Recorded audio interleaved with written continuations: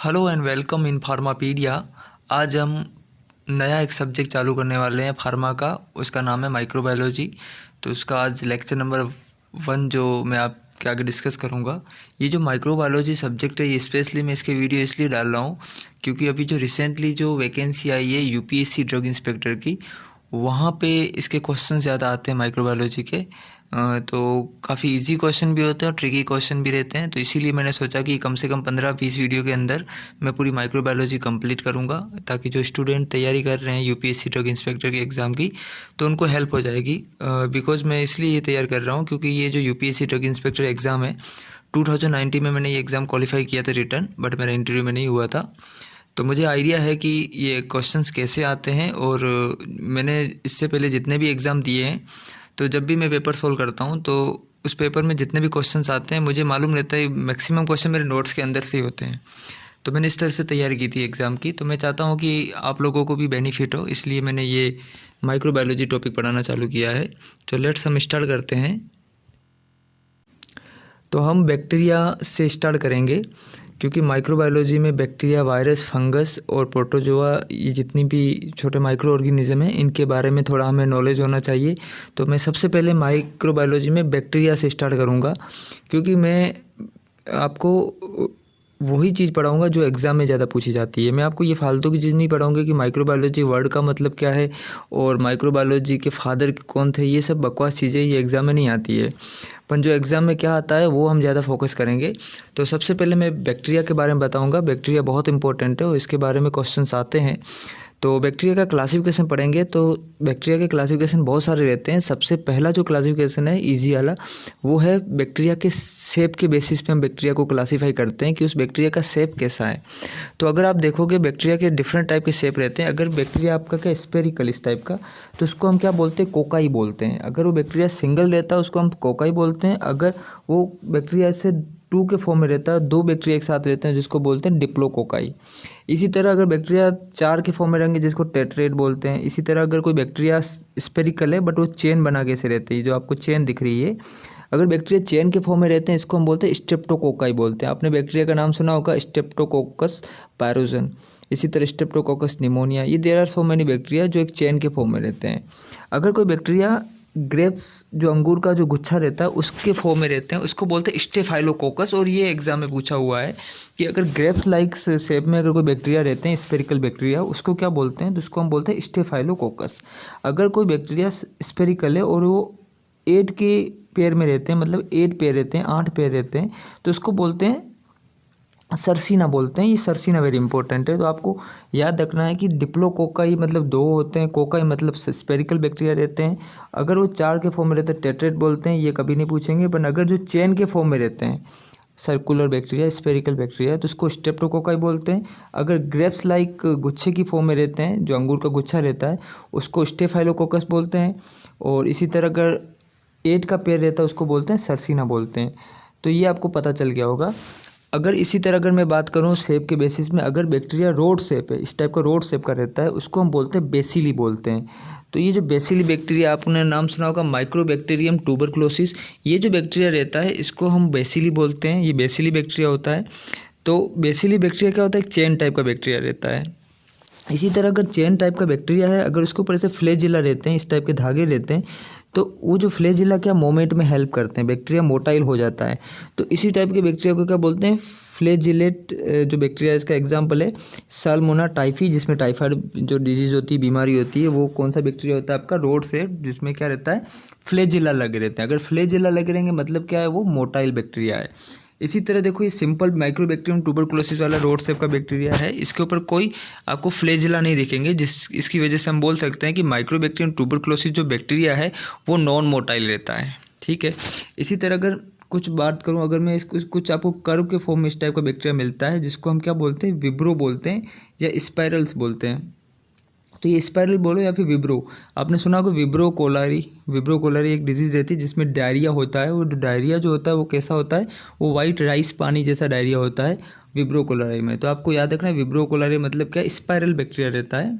ठीक है। इसी तरह आपका स्पाइरुला एक बैक्टीरिया रहता है जिसमें ये इस टाइप की चेन टाइप रहती है और जहाँ पे छोटे छोटे लास्ट में एंड में क्या रहेंगे, बहुत सारे फ्लैजिला रहते हैं। इसी टाइप एक और बैक्टीरिया रहता है जिसको बोलते हैं स्पाइरोकेट, एक धागे के फॉर्म में रहता है, जिसका एग्जाम्पल है ट्रिपोनेमा पैलिडियम, जिससे सिप्लिस होता है। सिप्लिस क्या है, कि एसटीडी डिजीज़ है। अभी जो ट्रिपोनोमा पैलिडियम है, इसको हम अगर कोई लोग डिटेक्ट करते हैं माइक्रोबायोलॉजिस्ट, वो क्या करते हैं, एक सिल्वर आयंस लेते हैं ताकि उससे क्या वो लाइट रिफ्लेक्स करे और बैक्टीरिया इजीली दिख जाए। तो ये कई बार क्वेश्चन आता है, तो आपको आई होप कि बैक्टीरिया का शेप का क्लासिफिकेशन सुपरफिशियली पता चल गया होगा। शेप के बाद हम बैक्टीरिया का क्लासिफिकेशन करेंगे टेम्परेचर के बेसिस पे। तो ये जो टेम्परेचर के बेसिस पे क्लासीफाई किया गया है, ये मेजर 3 टाइप के बैक्टीरिया रहते हैं, कई बार कहीं पे 4 टाइप भी दिखा रहता है। तो पहला जो बैक्टीरिया का जो क्लासिफिकेशन का पहला जो टाइप है वो कौन सा आपका साइकोट्रोफिक, साइकोफिलिक्स बोलते हैं, साइकोट्रोपिक भी बोलते हैं। ये जो साइकोट्रोपिक या साइकोफिलिस बैक्टीरिया है, ये मोस्टली जो ग्रो करते हैं उनका टेम्परेचर रेंज बहुत इंपॉर्टेंट है। वो टेम्परेचर रेंज कौन सी, 15 से 20 डिग्री सेल्सियस, मतलब कम टेम्परेचर में ये बैक्टीरिया क्या करते हैं, ग्रो करते हैं। अगर इनको हाई टेम्परेचर दिया जाएगा तो ये बैक्टीरिया मर जाएंगे। इसका एग्जाम्पल ये लिखा हुआ सीडोमोनास फ्लोरेसेंस लिखा हुआ है। तो कई बार एग्जाम में क्वेश्चन ऐसे आता है कि अगर कोई ब्लड प्रोडक्ट है या कोई प्लाज्मा वगैरह है, वो जो प्लाज्मा ब्लड प्रोडक्ट है उसमें क्या वो ख़राब हो जाता है, उसके अंदर बैक्टीरियल ग्रोथ हो जाती है। तो उसके अंदर जो बैक्टीरियल ग्रोथ हो जाती है तो वो बैक्टीरिया कौन सा होता है, तो आपको पता होना चाहिए वो साइकोफिलस बैक्टीरिया रहता है, क्योंकि ब्लड प्रोडक्ट को हम लो टेम्परेचर पे क्या करते हैं, स्टोर करते हैं। इसी तरह आपका मिल्क को ख़राब करने वाला बैक्टीरिया, कई बार ऐसा क्वेश्चन आता है, जो मिल्क फ्रीज में रखा हुआ है वो बैक्टीरिया, मिल्क ख़राब हो जाता है, किस बैक्टीरिया की वजह से हो जाता है, तो साइकोफिलिस है। कई बार क्वेश्चन घुमा के पूछते हैं, डायरेक्टली नहीं पूछते हैं, तो इसका कहने का मतलब टेम्परेचर पे ही होता है। इसी तरह एक एग्जांपल होता है मीज़ोफिलिस। ये जो मीज़ोफिलिस टाइप के बैक्टीरिया है, तो ये मोस्टली ग्रो करते हैं 20 to 40 डिग्री सेल्सियस के बीच में। अब देखो 20 to 40 डिग्री जो सेल्सियस टेम्परेचर है, यहाँ देखो अपना बॉडी का टेम्परेचर भी आता है, अपना जो बॉडी का टेम्परेचर रहता है 37 डिग्री।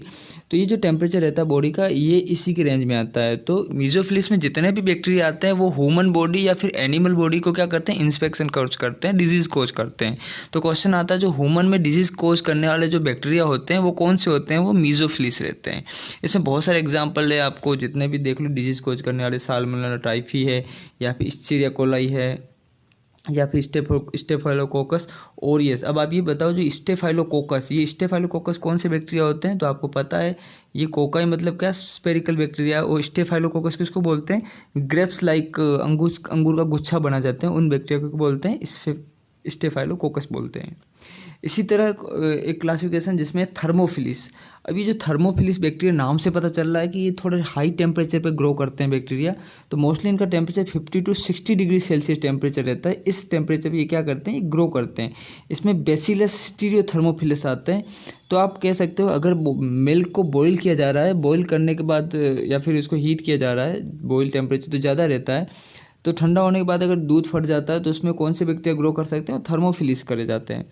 तो इस टाइप का क्वेश्चन आ सकता है। इसी तरह क्वेश्चन आता है कि एक्सट्रीमली थर्मोफिलिस टाइप के बैक्टीरिया भी रहते हैं जो बहुत ही ज़्यादा हाई टेम्परेचर पे ग्रो करते हैं, जिससे आपने लार्वा देखा होगा ज़मीन से निकलता है, वहाँ पे भी बैक्टीरिया पाए जाते हैं। तो इस टाइप का बैक्टीरिया क्लासिफिकेशन आपको मेजर 3 याद रखने हैं, साइकोफिलिस है, मीज़ोफिलिस है और थर्मोफिलिस है। तो इन तीनों के टेम्परेचर याद रखने हैं। और ह्यूमन बॉडी को कौन इफेक्ट करेगा, मीज़ोफिलिस करेगा। साइकोट्रोपिक कौन सा करेगा, ज़्यादातर वो ब्लड प्रोडक्ट को डिफेक्ट करेगा। तो इस तरह से आपको याद रखना है। इसी टाइप एक और क्लासिफिकेशन है, वो है ऑक्सीजन डिपेंडेंस के ऊपर, कि बैक्टीरिया ऑक्सीजन के प्रेजेंस में कैसे ग्रो करता है। अगर कोई ऐसा बैक्टीरिया है जिसको ऑक्सीजन चाहिए, वो ऑक्सीजन के प्रेजेंस में ग्रो अच्छे से करता है, बट अगर ऑक्सीजन थोड़ी बहुत कम भी हुई तो वो काम चला लेगा, उसको हम एरोबिक बैक्टीरिया बोलते हैं, जिनको ऑक्सीजन चाहिए बैक्टीरिया को। कुछ ऐसे बैक्टीरिया रहते हैं जिनको क्या है कि वो एरोबिक तो रहते हैं, ऑक्सीजन चाहिए, बट अगर ऑक्सीजन नहीं है तो बैक्टीरिया ग्रो कर ही नहीं पाएंगे, वो मर जाएंगे। जिनको स्ट्रिक्टली रिक्वायरमेंट रहती है ऑक्सीजन की सिवा अगर और कोई गैस होगी तो बैक्टीरिया मर जाएंगे। उन्हीं को बोलते हैं ऑब्लिगेटेड एरोबिक्स बोलते हैं। एक होते हैं एरोब्स जो ऑक्सीजन की प्रेजेंस में ग्रो करते हैं, एक आ गया ऑब्लिगेटेड। जहाँ पे भी ऑब्लिगेटेड वर्ड यूज होगा, इसका मतलब ये हुआ कि अगर उसको इन्वायरमेंट नहीं मिला तो वो बैक्टीरिया मर जाएगा। जैसे ऑब्लिगेटेड एरोब्स मतलब इनको ऑक्सीजन चाहिए किसी हालत में। इसी तरह दूसरा एक क्लासिफिकेशन रहता है जिसको बोलते हैं ऑब्लिगेटेड एनएरोब का मतलब जिनको ऑक्सीजन की प्रेजेंस में वो बैक्टीरिया मर जाते हैं। ऑब्लिगेटेड एनएरोब मतलब अगर उसको ऑक्सीजन मिलेगी तो बैक्टीरिया क्या हो जाएंगे, किल हो जाएंगे। तो ऑब्लिगेटेड मतलब क्या है, कंपल्सरी हो गया। इसी तरह माइक्रो एरोफिलिस, माइक्रो एरोफिलिस मतलब ऐसे बैक्टीरिया जिनको थोड़ा कम ऑक्सीजन चाहिए, वो कम ऑक्सीजन के बेसिस में ग्रो कर लेंगे। तो इसका एग्जांपल आपको सुना होगा, हेलिकोबैक्टर पायरोली है, कैम्फिलोबैक्टर पायरोली, जो अल्सर कोज करते हैं। आपको पता है स्टोमक के अंदर ज़्यादा ऑक्सीजन नहीं मिल पाएगी, बैक्टीरिया को कम मिलेगी, इसलिए वो ग्रो कर जाता है, जिसको माइक्रो एरोफिलिक बोलते हैं। तो आप इनका क्लासिफिकेशन कैसे याद रखोगे, सबसे पहले एरोब्स, दूसरा एनएरोब, एरोब मतलब ऑक्सीजन चाहिए, एनएरोब मतलब ऑक्सीजन नहीं चाहिए। इसके बाद ऑब्लिगेटेड लगा दो इन दोनों वर्ड के आगे। अगर ऑब्लिगेटेड एरोब्स हो गया मतलब क्या हुआ कि ऑक्सीजन चाहिए, विदाउट ऑक्सीजन वो मर जाएगा। ऑब्लिगेटेड एनएरोब का मतलब क्या हुआ कि अगर उसको ऑक्सीजन मिल गई बाई चांस तो ग्रो नहीं कर पाएगा, मतलब वो विदाउट ऑक्सीजन ही ग्रो करेगा। इसी तरह तीसरी जो क्लास है वो माइक्रो एरोफिलिक है। इसका मतलब क्या हुआ, क्योंकि उसको ऑक्सीजन चाहिए बट कम चाहिए। तो ये भी एक क्लासिफिकेशन है, आपको वर्ड्स पता होने चाहिए इसका मतलब क्या हुआ। इसके बाद जो नेक्स्ट बैक्टीरिया का क्लासिफिकेशन है वो न्यूट्रिशन के बेसिस पे है कि बैक्टीरिया किस तरह से न्यूट्रिशन को लेता है। तो इसी तरह इसमें दो मेजर क्लास है। फर्स्ट है आपको ऑटोट्रोफिक, दूसरा है आपका हेट्रोट्रोफिक। सॉरी, ये जो ऑटोट्रोफिक है, ऑटोट्रोफिक वो वाले बैक्टीरिया होते हैं जो खाना अपना खुद बनाते हैं, जो न्यूट्रिशन खुद पैदा करते हैं, वो उनको बोलते हैं ऑटोट्रोफिक। दूसरा वो है जो बैक्टीरिया जो दूसरे पे डिपेंड करते हैं, वो खुद खाना नहीं बनाते, वो किसी और से खाना लेते हैं, उसको बोलते हैं हेट्रोफिलिक बोलते हैं। अभी जो ऑटोट्रोफिक टाइप के जो बैक्टीरिया है इसमें दो होते हैं, जैसे कीमोसिंथेटिक, इसमें केमिकल की प्रेजेंस में वो एनर्जी ले लेता है। कुछ ऐसे बैक्टीरिया जो क्या करते हैं, लाइट की प्रेजेंस में फोटोसिंथेसिस करके अपनी एनर्जी ले लेते हैं, जिसमें आपने सुना होगा साइनो बैक्टीरिया रहते हैं। ये सारे क्या करते हैं, लाइट की प्रेजेंस में अपने बैक्टीरिया क्या करते हैं, एनर्जी लेते हैं, वो अपना ग्रो करते रहते हैं।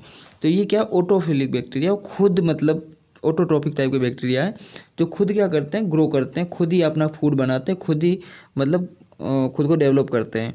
कुछ ऐसे बैक्टीरिया रहते हैं जो दूसरे पे डिपेंड करते हैं। तो यही जो है हेट्रोट्रोपिक, यही बैक्टीरिया क्या करते हैं, डिजीज़ कोज करते हैं।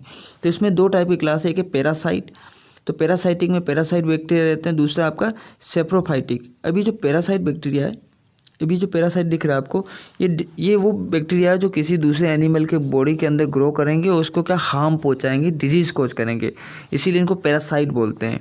अब ये देखो दूसरा वर्ड है सेप्रोफाइट, ये ऐसे बैक्टीरिया है, जैसे ये जो पैरासाइट ये लिविंग ऑर्गेनिज्म के ऊपर ज़्यादा ग्रो करते हैं, बट ये जो सेप्रोफाइटिक बैक्टीरिया रहते हैं ये मोस्टली क्या करते हैं, डेड ऑर्गेनिज्म है। जैसे आप किसी प्लांट के लीफ वगैरह नीचे गिर गए और लीफ में मतलब मॉइस्चर आ गया, उसके बाद वहाँ से वो बैक्टीरिया डेड लीव को से ऑर्गेनिक ले रहा है, कुछ ऑर्गेनिक कार्बन वगैरह लेके ग्रो कर रहा है, उनको सेप्रोफाइटिक बोलते हैं। या फिर कहीं से CO2 कहीं से लेके आता है, या फिर कहीं से अमीनो एसिड्स मिल जाते हैं, या फिर किसी बैक्टीरिया के अंदर पॉलीसेक्राइड कार्बोहाइड्रेट को तोड़ के फिर वो एनर्जी ले रहा है। तो मतलब डेड ऑर्गेनिज्म से हम क्या कर रहे हैं, बैक्टीरिया प्लांट से मतलब एनर्जी लेता है, उसको क्या बोलते हैं, सेप्रोफाइटिक बोलते हैं, मतलब ये किसी और पर डिपेंड कर रहा है। पैरासाइटिक क्या मोस्टली डिजीज कोज करने वाले हैं, मोस्टली किसी दूसरे लिविंग ऑर्गेनिज्म के ऊपर डिपेंड रहते हैं।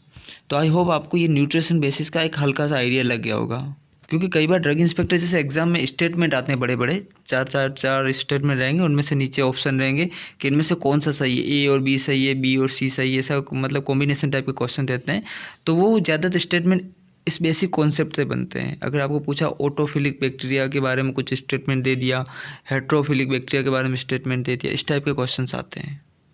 अब हम देखेंगे ग्राम पॉजिटिव और ग्राम नेगेटिव बैक्टीरिया के बीच में डिफरेंस देखेंगे। तो आपको पता है कि दो टाइप के बैक्टीरिया रहते हैं, ग्राम पॉजिटिव, दूसरा ग्राम नेगेटिव। आपने देखा होगा कि बैक्टीरिया को आइडेंटिफिकेशन करने के लिए हम स्टेनिंग करते हैं, जिसको ग्राम स्टेनिंग बोलते हैं, अभी हम देखने वाले हैं।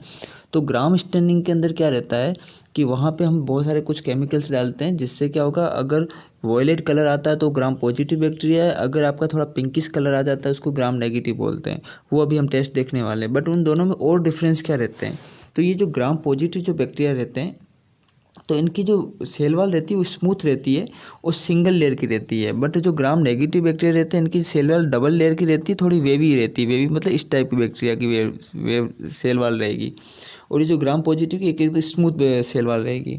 इसी तरह अगर थिकनेस की बात करें तो जो ग्राम पॉजिटिव की जो बैक्टीरिया की सेल वॉल होती है उसकी थिकनेस थोड़ी ज़्यादा रहती है compare to gram negative. Gram negative की बैक्टीरिया की सेल वॉल क्या रहती है, थिन रहती है। पर ग्राम पॉजिटिव की बैक्टीरिया की बात करें तो सेल वॉल थोड़ी थिक ज़्यादा रहती है। और इसके बाद देखा जाए तो सबसे ज़्यादा major component gram positive bacteria में क्या रहता है, आपका पेप्टिडोग्लाइकेन रहता है। ज़्यादातर ये कार्बोहाइड्रेट है, पेप्टिडोग्लाइकेन ज़्यादा रहता है। पर अगर ग्राम नेगेटिव की बात करें तो पेप्टिडोग्लाइकेन थोड़ा क्या रहता है, कम रहता है। यहाँ देखो पेप्टिडोग्लाइकेन मल्टी लेयर रहता है, यहाँ सिंगल लेयर रहता है। तो याद रखना पेप्टिडोग्लाइकेन ग्राम पॉजिटिव में भी रहता है, ग्राम नेगेटिव में भी रहता है, बट ग्राम पॉजिटिव में थोड़ा ज़्यादा रहता है कंपेयर टू ग्राम नेगेटिव। इसके बाद ये बहुत इंपॉर्टेंट है, यही एग्जाम पूछा जाता है, वो है टिकोइक एसिड। ये जो टिकोइक एसिड दिख रहा है आपको, ये सिर्फ याद रखना ये ग्राम पॉजिटिव में ही प्रेजेंट रहता है, बट ये ग्राम नेगेटिव के अंदर नहीं पाया जाता। यही क्वेश्चन पूछा जाता है, अभी आपको याद रहेगा teichoic acid present in gram positive, absent in gram negative. But आप एग्जाम में जाओगे तो आप ये भूल जाओगे। तो आपको याद रखना है कि ग्राम पॉजिटिव में ये टिकोइक एसिड पाया जाता है। इसी तरह बात करें लाइपोपॉलीसेकेराइड की, तो लाइपोपॉलीसेकेराइड ये जो क्या लिपिड्स रहते हैं, ये ग्राम पॉजिटिव बैक्टीरिया में नहीं रहते, बट ग्राम नेगेटिव बैक्टीरिया के अंदर ये पाए जाते हैं। इसी तरह ये कुछ और भी डिफरेंस है, वो ज़्यादा क्वेश्चन में नहीं पूछे थे एग्जाम में। तो आपको याद रखना है कि gram positive gram negative bacteria में क्या डिफरेंस रहते हैं। सबसे पहले सेल वॉल का, तो सेल वॉल में पेप्टिडोग्लाइकेन आपको याद रखना है ग्राम पॉजिटिव में ज़्यादा रहता है, ग्राम नेगेटिव में कम रहता है। फिर टिकोइक एसिड ग्राम पॉजिटिव में प्रेजेंट रहता है, बट ग्राम नेगेटिव में नहीं रहता है। इसी तरह अगर बात की जाए अपना पेप्टिडोग्लाइकेन की, तो ग्राम पॉजिटिव में नहीं पाया जाता पेप्टिडोग्लाइकेन, बट ग्राम नेगेटिव में पाया जाता है। तो इस तरह से आपको 2-4 डिफरेंस आपको याद रखने हैं। इसके बाद अगर बात करें ग्राम स्टेनिंग की, इसमें क्या हम बैक्टीरिया को आइडेंटिफाई करते हैं कि ग्राम पॉजिटिव बैक्टीरिया है या ग्राम नेगेटिव। या आपने माइक्रोबायोलॉजी में ये आपने प्रैक्टिकल परफॉर्म किया होगा। आपको क्या बोला जाता है कि आप कहीं से खराब पानी का सैंपल लाओ, उसकी ड्रॉप डालो आपके स्लाइड के ऊपर, फिर उसके ऊपर आपको कुछ केमिकल अप्लाई करने पड़ते हैं। तो आप सबसे पहले क्या करते हो, क्रिस्टल वॉलेट डालते हो इसके ऊपर। जैसे क्रिस्टल वॉलेट डालोगे, देन उसके बाद आप आयोडीन डालोगे। अब क्वेश्चन आता है आयोडीन क्यों डालते हैं, तो आयोडीन क्या है, फिक्सिंग एजेंट है, ये फिक्स करता है क्रिस्टल वॉलेट को। तो ये क्वेश्चन आता है, तो ये फिक्स करता है क्रिस्टल वॉलेट को, इसीलिए आयोडीन डाला जाता है। आयोडीन डालने के बाद हम एल्कोहल से फिर से वॉश करते हैं, फिर देन हम क्या करते हैं, सेफेरिन डालते हैं। ये जो सेफेरिन रहता है ये, अगर देखो क्रिस्टल वॉयलेट क्या है, ये कार्बोहाइड्रेट में सॉल्युबल हो जाता है। अगर ग्राम पॉजिटिव बैक्टीरिया है तो उसके सेल वॉल के अंदर क्रिस्टल वॉयलेट चला जाएगा और कलर शो करेगा वॉयलेट कलर का, तो इसका मतलब क्या, वो ग्राम पॉजिटिव बैक्टीरिया है। अगर ग्राम नेगेटिव बैक्टीरिया है तो उसके सराउंडिंग क्या होगी, लिपिड मेम्ब्रेन रहेगी, वहाँ पे क्रिस्टल वॉयलेट जाकर रिएक्ट नहीं करता, वहाँ पे कौन जाता है, सेफेरिन जाता है। ये सेफेरिन है। अगर ये सेफेरिन अगर यहाँ पे आके डिपॉजिट हो जाता है, पिंक कलर आने लग जाता है, तो इसका मतलब क्या हुआ, आपका ग्राम नेगेटिव है। वॉयलेट कलर आ गया तो ग्राम पॉजिटिव बैक्टीरिया है। तो ये आपने टेस्ट किया होगा। इसमें आयोडीन बहुत इंपॉर्टेंट है, ये फिक्सिंग एजेंट रहता है, क्रिस्टल वॉयलेट यूज रहता है और सेफेरिन रहता है। तो ये सिंपल क्वेश्चन आ सकता है। अब हम कुछ ग्राम नेगेटिव बैक्टीरिया के एग्जाम्पल पढ़ेंगे। वैसे हम जैसे माइक्रो आगे पढ़ते जाएंगे तो ये बैक्टीरिया रिपीट होते जाएंगे, आपको नाम याद हो जाएंगे, बट फिर भी आप याद रखो कौन से ग्राम नेगेटिव बैक्टीरिया होते हैं, कौन से ग्राम पॉजिटिव। फेमस बैक्टीरिया के नाम आपको याद होने चाहिए।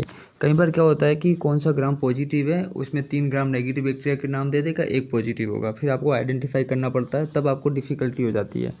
तो पहला जो बैक्टीरिया आपको पता है, कैम्फेलोबैक्टर। अब ये जो कैम्फेलो पीछे कुछ भी हो, कैम्फेलोबैक्टर पायरोली हो या कुछ और भी हो, तो ये जो कैम्फेलो वर्ड आ गया मतलब ये ग्राम नेगेटिव बैक्टीरिया है, आपको याद रखना है।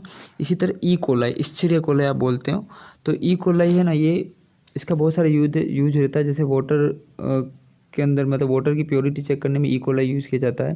तो ई कोलाई कौन सा बैक्टीरिया, आपका ग्राम नेगेटिव बैक्टीरिया है। और ये gram negative bacteria E coli अपने फूड पॉइजनिंग भी कई बार कर लेता है, कई बार आपको यूटीआई भी करता है, यूरिनरी ट्रैक्ट इन्फेक्शन। तो ये आपको याद रखना है। इसके बाद हेलिकोबैक्टर पायरोली, तो एच पायरोली बोलते हैं, जो अल्सर कोज करता है स्टोमक के अंदर, तो ये भी क्या है, ग्राम नेगेटिव है। इसी तरह क्लेबेसिला स्पीसीज, जितने भी क्लेबेसिला वर्ड आ गया, ये सारे क्या है, आपके ग्राम नेगेटिव बैक्टीरिया है।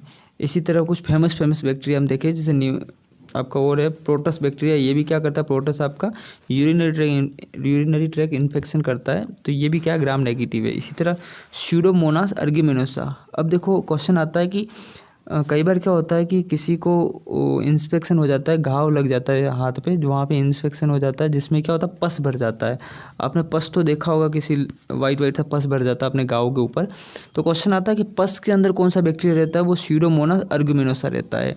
और जहाँ पे भी पस रहता है वहाँ पे क्या रहता है, याद रखना, जितनी भी सल्फोनामाइड वाली ड्रग है, जो क्या करती है, पाबा पैरा अमीनो बेंजोइक एसिड के पाथवे को रोकती है, उस पाथवे को इनहिबिट करने वाली जितनी भी एंटीबायोटिक है, वो सारी एंटीबायोटिक पस वाले इन्फेक्शन पे काम नहीं करती। क्यों नहीं करती, क्योंकि पस में क्या रहता है, पैरा अमीनो बेंजोइक एसिड ज़्यादा रहता है, जब ये ज़्यादा रहेगा तो सिंपल सी बात है अपनी मेडिसिन काम नहीं करेगी, क्योंकि आपको पता है फोलेट सिंथेसिस को अगर पावर ज़्यादा मिलेगा तो सिंपल सी बात है पाथवे ये वाला फॉलो होगा। वो हम फार्माकोलॉजी का चैप्टर है, आप मेरे वीडियो में देख सकते हो। बट आपको याद रखना पस वाले इंस्पेक्शन में सल्फोनामाइड ड्रग यूज़ नहीं करती। अब क्वेश्चन ये इंपॉर्टेंट है कि पस वाले इंस्पेक्शन में कौन से बैक्टीरिया ज़्यादा रहता है, तो वो सीडोमोनास अर्गुमिनोसा, ये आपको याद रखना है। इसी तरह साल्मोनेला की जितनी स्पीसीज है, साल्मोनेला टाइफी वगैरह, वो हम आगे पढ़ने वाले हैं। तो साल्मोनेला टाइफी क्या आपका ग्राम नेगेटिव बैक्टीरिया, सेजिल्ला बैक्टीरिया वो भी ग्राम नेगेटिव है। ट्रिपोनोमिया पेलिडियम जो आपको सिप्लिस कोज करता है वो भी क्या ग्राम नेगेटिव है। एंटेरोबैक्टर है, विब्रो कोलेरा जो आपको क्या करता है डायरिया कोज करता है वो भी ग्राम नेगेटिव है। निश्चेरिया गोनेरिया वगैरह ये सब है, ये सारे क्या है बैक्टीरिया आपके ग्राम नेगेटिव है। इसी तरह और भी जैसे हीमोफिलस इन्फ्लूजा है, इन्फ्लूजा कोज करता है बैक्टीरिया। इसी तरह आपको और भी बैक्टीरिया है, तो आपको सारे क्या ग्राम नेगेटिव बैक्टीरिया है। अब देखो यहाँ पे माइक्रोबैक्टीरियम ट्यूबरकुलोसिस ये बाई मिस्टेकली इधर आ गया है, तो ये है ग्राम पॉजिटिव बैक्टीरिया, आपको ग्राम नेगेटिव नहीं है, ये आपको याद रखना है, या भूल से गलत आ गया है। तो इस तरह से आपको मेजर बैक्टीरिया के नाम याद होने चाहिए। इसी तरह ग्राम पॉजिटिव में बहुत सारे हैं बैक्टीरिया के एग्जाम्पल, स्टेफाइलोकोकस ओरियस है, इसी तरह स्टेफाइलोकोकस पायरोजन है। इसी तरह बहुत सारे बैक्टीरिया और भी हैं, जैसे इसमें सबसे इंपॉर्टेंट जो आपको मैं बताना चाहता हूँ वो है आपका क्लोरोस्ट्रीडियम टिटनेई, जो टिटनेस वाला बैक्टीरिया वो ग्राम पॉजिटिव रहता है। इसी तरह आपका ट्यूबरकुलोसिस का माइक्रोबैक्टीरियम ट्यूबरकुलोसिस ग्राम पॉजिटिव बैक्टीरिया रहता है। तो इस तरह से आपको याद रखना है, मेजर जो बैक्टीरिया के नाम है वो आपको याद रखना है। निमोनिया कोज करने वाले मोस्टली बैक्टीरिया ग्राम पॉजिटिव रहते हैं। ये स्टेफाइलोकोकस वाले मोस्टली सारे क्या रहते हैं ग्राम पॉजिटिव ही रहते हैं, तो ये आपको याद रखना है। अब हम पढ़ने वाले हैं बैक्टीरिया की ग्रोथ कर्व के बारे में। अगर आप ड्रग इंस्पेक्टर का तैयारी कर रहे हो तो आपको यहाँ से क्वेश्चन आ सकता है, क्योंकि वहाँ क्वेश्चन थोड़े लॉजिकल टाइप के रहते हैं, जहाँ पे आपको थोड़ा कॉन्सेप्ट क्लियर हो तभी आप कर पाओगे। तो ये जो आपको बैक्टीरिया ग्रोथ कर्व है, ये बैक्टीरिया जब इंस्पेक्शन करता है किसी के अंदर तो फिर वो क्या करता है ग्रोथ करता है, बहुत सारे अपनी कॉलोनीज बनाता है, फिर धीरे धीरे वो कॉलोनी क्या होती है कम हो जाती है, फाइनली बैक्टीरिया मर जाता है। तो ये जो साइकिल पूरी है ये क्या है बैक्टीरिया कर्व रहता है। अब ये जो बैक्टीरिया कर्व है इसमें सबसे पहली जो फेज़ है वो है लेग फेज़। सबसे पहले वाली फेज़ कौन सी, लेग फेज़। इसमें क्या करता है जब भी बैक्टीरिया कहीं पे जाता है इंस्पेक्शन करता है, कहीं पे भी वो कॉलोनी बनाना चालू करता है, तो सबसे पहले वो क्या डिवीज़न नहीं करेगा, सेल डिवीज़न नहीं करेगा, सबसे पहले वो क्या करेगा रेडी होगा डिवीज़न के लिए। वो वहाँ से न्यूट्रिएंट वगैरह जो भी उसको खाने का मटेरियल चाहिए वो इकट्ठा करेगा। इसमें याद रखना यहाँ सेल डिवीज़न नहीं होता। ये बैक्टीरिया क्या करता है, वो बैक्टीरिया खुद ऐसे मोटा होता रहता है और खुद मतलब बहुत सारे न्यूट्रिएंट्स को इकट्ठा करता है, बट वो ग्रोथ नहीं करता है। इसी तरह दूसरा क्या है आपका, वो एक्सपोनेंशियल ग्रोथ फेज। इसमें क्या होता है बैक्टीरिया डिवीज़न करना चालू करता है, यहाँ कॉलोनीज बनाता है, नंबर ऑफ कॉलोनी, यहाँ नंबर ऑफ बैक्टीरिया ज़्यादा बनते हैं, मतलब 1 से डबल, 2 से 6, 8, 10 ऐसे डबल होते रहते हैं। तो ये क्या आपका एक्सपोनेंशियल ग्रोथ फेज। इसके बाद आपकी आती है स्टेशनरी फेज।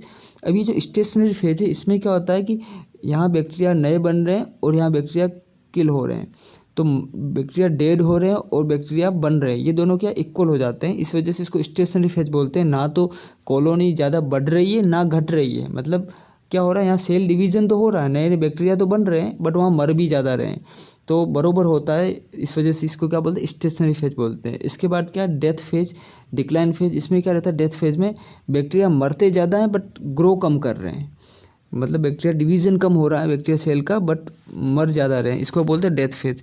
ये अभी तो आपको याद रहेगी, बट अगर यूपीएससी एग्जाम में अगर क्वेश्चन आया तो क्वेश्चन कैसा आएगा, वो क्या करेंगे, ये यहाँ पे अगर ABC लिख लेंगे, सपोज करो इस टाइप का ग्राफ दे दिया, यहाँ लिख ले A, देन B, C और D, इस टाइप का ग्राफ दे दिया। यहाँ पे आपको क्या बोलेंगे, यहाँ स्टेटमेंट में दे देंगे A लेग फेज, B आपका डिक्लाइन फेज, C फेज, इस तरह से 4 ऑप्शन बना देंगे, फिर आपको याद करना पड़ेगा। तो आपको पूरा आपको सिस्टम से याद रखना है, लेग फेज, एक्सपेंटेंस, ये ग्रोथ वाली फेज, देन आपकी stationary phase and decline phase. तो इस तरह से आप ये क्वेश्चंस कर सकते हो।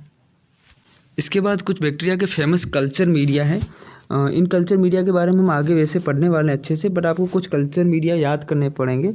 उसमें जैसे मैकोनी अगार मीडिया है, XRD अगार मीडिया है, EMB अगार मीडिया है, ब्लड अगार मीडिया है, चॉकलेट अगार मीडिया है, इस तरह से आपका न्यूट्रिशनल अगार मीडिया है। तो बहुत सारा अगार मीडिया है, तो कौन से बैक्टीरिया के लिए कौन सा अगार मीडिया यूज होता है, ये क्वेश्चन एग्जाम में आता है। जैसे चॉकलेट अगार मीडिया साल्मोनेला टाइफी के लिए होता है।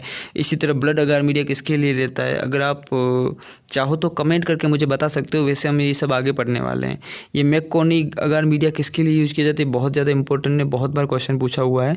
तो ये हम सब चीज़ें आगे रिपीट होगी, क्योंकि अभी हम इंट्रोडक्शन पढ़ रहे हैं, जिसमें हम बैक्टीरिया के बारे में पढ़ रहे हैं, फंगस के बारे में पढ़ेंगे, प्रोटोजोआ के बारे में पढ़ेंगे। तो ये सब चीज़ें वापस रिपीट होगी आगे, तो वो चीज़ें वहाँ पर पढ़ेंगे दोबारा। बट अभी आपको सिर्फ नाम तो इनके याद रखने ही हैं। और आज के वीडियो में हम लास्ट प्रोकैरियोटिक यूकैरियोटिक के डिफरेंस पढ़ेंगे। देन उसके बाद हम कल वायरस पढ़ना चालू करेंगे इसके नेक्स्ट वीडियो में हम। तो आपको पता है प्रोकैरियोटिक सेल होती है, एक यूकैरियोटिक होती है। तो जितने भी हम बैक्टीरिया के बारे में पढ़ते हैं वो बैक्टीरिया मोस्टली क्या रहते हैं, आपके प्रोकैरियोटिक रहते हैं। पर जो एनिमल है, फंगस है, ये ज़्यादा प्रोटोजोआ है, ये सारे जो सेल्स रहती है वो क्या रहती है, आपकी यूकैरियोटिक रहती है। तो कई बार एग्जाम में क्वेश्चन आता है प्रोकैरियोटिक यूकैरियोटिक सेल के बीच में डिफरेंस आता है। तो मोस्टली जो प्रोकैरियोटिक सेल रहती है वो यूनिसेलुलर रहती है, वो एक ही सेल का बैक्टीरिया हो या एक ही सेल का होता है। पर जो यूकैरियोटिक सेल होती है हमेशा क्या होती है, मल्टी सेलुलर रहती है। इसमें 2, 3, 4, 5 लाखों मिलियन सेल्स हो सकती है। इसके बाद बात किया जाए अगर यूकैरियोटिक की बात या प्रोकैरियोटिक की, तो प्रोकैरियोटिक सेल के सराउंडिंग सेल वाल तो अच्छे से रहती है और न्यूक्लियस भी रहता है, पर न्यूक्लियस के सराउंडिंग अच्छे से मेम्ब्रेन नहीं रहती है। तो ये एक डिफरेंस है। अगर यूकैरियोटिक की बात करें तो यूकैरियोटिक में कुछ में सेल वाल रहती है, बट अगर बात की जाए न्यूक्लियस की तो न्यूक्लियस मेम्ब्रेन सब में रहती है। तो ये आपको याद रखना है। इसी तरह ये न्यूक्लियस लेता है, सेल ऑर्गन है, ये एब्सेंट रहता है प्रोकैरियोटिक में, बस यूकैरियोटिक में ये क्या रहता है, आपका प्रेजेंट रहता है। इसी तरह कुछ चीज़ें हैं, जैसे कुछ सेल ऑर्गेनल थोड़े ज़्यादा रहते हैं यूकैरियोटिक में कंपेयर टू प्रोकैरियोटिक। आपको बस मेजर डिफरेंस याद रखना है सेल वाल के रिलेटिव, यूनिसेलुलर, मल्टी सेलुलर, और सेल वाल में न्यूक्लियस मेम्ब्रेन और सेल वाल के बारे में आपको थोड़ा बहुत पता होना चाहिए। इसके बाद आपको एग्जाम्पल देखा जाए प्रोकैरियोटिक का, वो आपका क्या है, बैक्टीरिया है। और यूकैरियोटिक की बात की जाए तो फंगी है, प्लांट है, एनिमल सेल है, ये सारी क्या है, यूकैरियोटिक सेल है। तो इस तरह से आपको बेसिक आइडिया लग गया प्रोकैरियोटिक सेल क्या है और यूकैरियोटिक सेल क्या है। आप इस डायग्राम से भी देख सकते हो। अगर डायग्राम में देखोगे तो यहाँ जो आपको दिख रही है प्रोकैरियोटिक सेल, इसके न्यूक्लियस के सराउंडिंग मेम्ब्रेन नहीं है। बट अगर यूकैरियोटिक सेल की बात करें तो न्यूक्लियस के सराउंडिंग क्या रहती है, मेम्ब्रेन रहती है। तो ये छोटा सा डिफरेंस है। तो आज का जो वीडियो इसमें हम इतना ही पढ़ेंगे। नेक्स्ट जो वीडियो अपना रहेगा उसके अंदर हम क्या करेंगे, वायरस के बारे में पढ़ाई करेंगे।